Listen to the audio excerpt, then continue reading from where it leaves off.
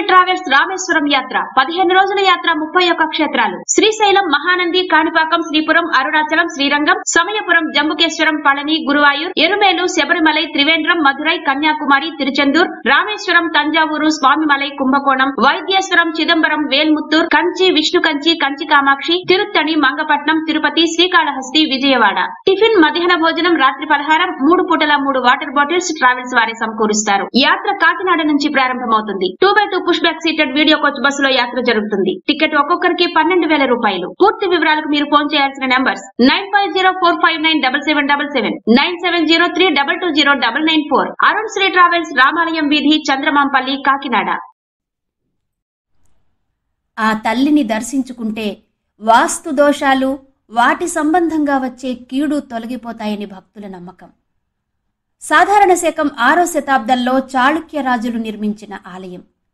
అత్యద్భుతమైన గోపురాలు, స్తంభాలు, వాటి మీద ఉన్న శిల్పకళ, అప్పటి నిర్మాణ శైలి ఇప్పటి వారికి కూడా చూపించే సజీవ సాక్ష్యంగా ఉన్న ఆలయం. ఈ ఆలయంలో అమ్మవారి రూపం చాలా చిత్రంగా ఉంటుంది. అమ్మవారి కేశాలు గాలిలో తేలుతున్నట్టుగా ఉంటాయి. ఆ కేశాలలో బల్లి, తేలు, గబ్బిలం, కపాలం వంటివి కనిపిస్తాయి. ఇంకెక్కడా లేని విచిత్రమైన రూపం. అత్యంత ఉగ్ర రూపంలో ఉండడం వలన అమ్మవారిని గతంలో ఓ కిటికీ ద్వారా చూసేవారట. అయితే అది గతంలో మాట. ప్రస్తుతం మాత్రం అమ్మవారు అందరికీ దర్శనీయురాలిగా అందరి ఆరాధనలు అందుకుంటోంది. ఈ ఆలయం అష్టాదశ శక్తిపీఠాలలో ఒకటి. ఇంతకీ ఆ దేవత ఎవరు? ఆ ఆలయ విశేషాలేంటి తెలుసుకుందాం. మీరు మాత్రం వీడియో ఎక్కడా స్కిప్ చేయకుండా ఎండ్ వరకు చూడండి. నచ్చితే తప్పకుండా లైక్ చేయండి. ఎందుకంటే మీరు లైక్ చేయడం ద్వారా ఈ వీడియో మరింత మందికి చేరువయ్యే అవకాశం ఉంది. సో నచ్చితే మాత్రం తప్పకుండా లైక్ చేయండి, షేర్ చేయండి, కామెంట్ చేయండి. అలాగే ఇంతవరకు నా ఛానల్ గనక సబ్స్క్రైబ్ చేసుకోకపోతే వెంటనే సబ్స్క్రైబ్ చేసుకోండి. ఆ వెంటనే వచ్చే బెల్ బటన్ కూడా క్లిక్ చేసి ఆల్ నోటిఫికేషన్ మీద క్లిక్ చేస్తే నేనే కొత్త వీడియో చేసినా మీకు నోటిఫికేషన్ వచ్చేస్తుంది.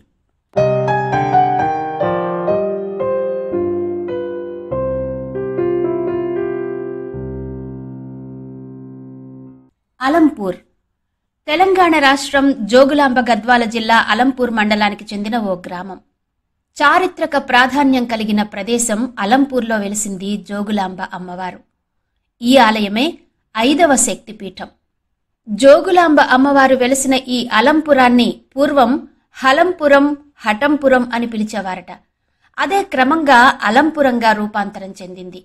ఇక్కడ సతీదేవి ఖండిత శరీర భాగాలలో పై దవడ పడిందని చెప్తారు.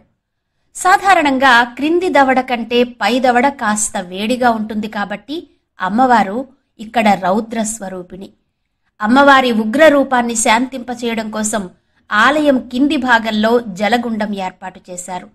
ఈ అమ్మవారు యోగులు, ఉపాసకులకు కల్పవల్లి. అందుకే పూర్వం అమ్మవారిని యోగులాంబ, యోగాంబ అని పిలిచేవారట. కాలక్రమంలో ఈ పేరు జోగులాంబగా స్థిరపడిందని ప్రతీతి.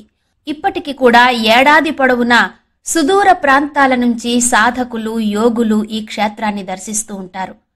ఆలయాల నగరంగా చెప్పే పరమ పావనమైన అలంపూర్ క్షేత్రంలో జోగులాంబ అమ్మవారు మహా తేజోవంతమైన రూపంతో దర్శనమిస్తారు.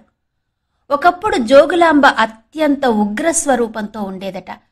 ఆ ఉగ్రత్వం నుంచి అమ్మవారిని శాంతపరచడానికి దేవాలయం ఆవరణలోనే కోనేరు తవ్వించారని, ఆ కోనేరు అమ్మవారిని చల్లబరుస్తుందని స్థానికులు నమ్ముతారు. అమ్మవారి ఉగ్రత్వాన్ని తగ్గించి శాంత స్వరూపిణిగా మార్చేందుకు 9వ శతాబ్దంలో జగద్గురువులు ఆదిశంకరాచార్యులు వారు ఇక్కడ శ్రీచక్రాన్ని ప్రతిష్ఠించారని చెప్తారు. ఇతర ఏ దేవతలకు లేని విశిష్టత ఈ జోగులాంబ అమ్మవారి రూపానికి ఉంది. అమ్మవారి కేశాలు గాలిలో ఎగురుతున్నట్టుగా ఉంటాయి. అందులో బల్లులు, తేళ్లు, గబ్బిలాలు కనబడతాయి. తలపై కపాలం కూడా ఉంటుంది. అమ్మవారి రూపం అలా ఎందుకుంటుంది? ఈ విషయానికొస్తే దానికక్కడి పూజారులు ఒక కథనాన్ని చెప్తారు. ఎవరింట్లో అయినా జీవకళ తగ్గితే అమ్మవారి కేశాల్లో బల్లుల సంఖ్య పెరుగుతుందట. ఆ కళ మరింత క్షీణిస్తే అక్కడికి తేళ్లు చేరుతాయని, ఆ తర్వాతి దశ అక్కడికి గబ్బిలాలు చేరడం, ఆ జీవకళ మరింత క్షీణిస్తే ఆ ఇంట్లో మరణం సంభవిస్తుందని పురాణాలు చెప్తున్నాయి. ఇందుకు ప్రతిరూపంగానే అమ్మవారి తలలో ఉన్న కపాలం ఒక ఉదాహరణ అని పూజారులు చెప్తారు.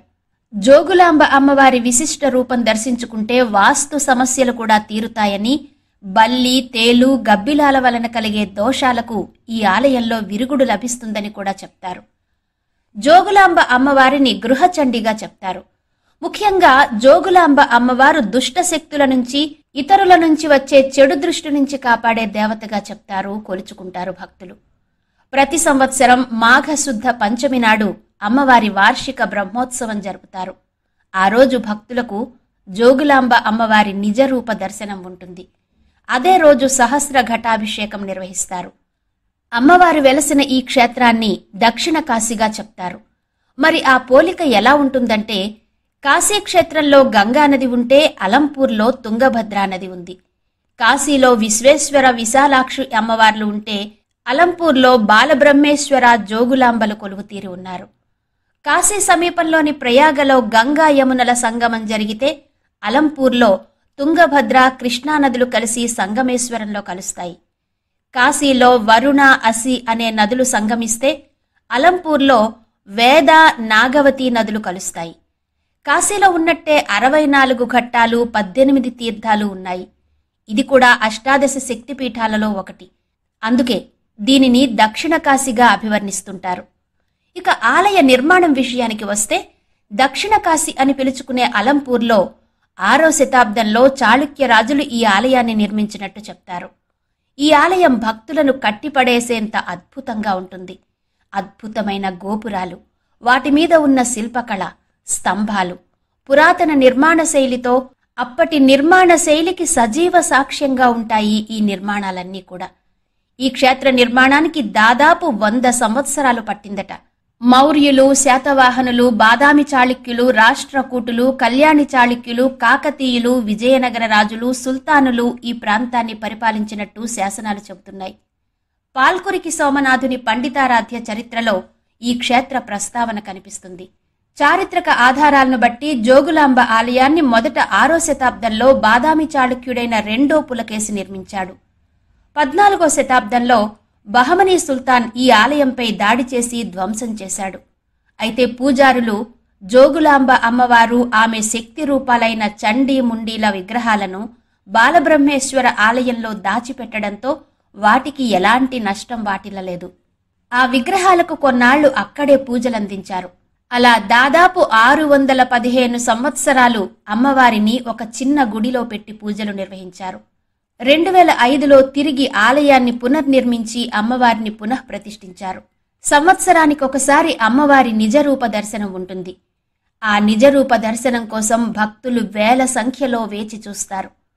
ఈ క్షేత్రంలో రోజువారీ పూజలతో పాటు అమ్మవారికి ప్రీతికరమైన మంగళ, శుక్రవారాల్లో ప్రత్యేక అభిషేకాలు జరుగుతాయి.